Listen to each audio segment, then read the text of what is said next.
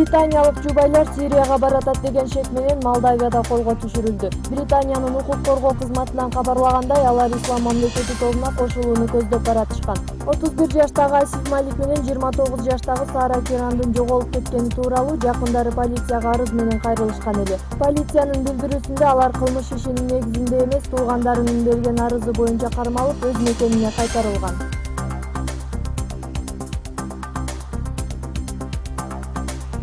Япониянын Акубадан аймагында жайгашкан жанар тоо ойгонуп, жарылуу коркунучунда турат. Хоккони шаар бийлиги кооптуу аймакта жашаган тургундарды эвакуациялоо иштерин баштады. Жергиликтүү бийлик өкүлдөрү бул аймакка көбүнчө туристтер келерин айтып, жанар тоо жайгашкан жерден 300 чакырым аралыкта жашаган жашоочулар жана эс алуучулар коопсуз жерлерге көчүрүлгөнүн билдиришти. Ошондой эле айрым унаа жолдору жабылганын да кошумчалашты.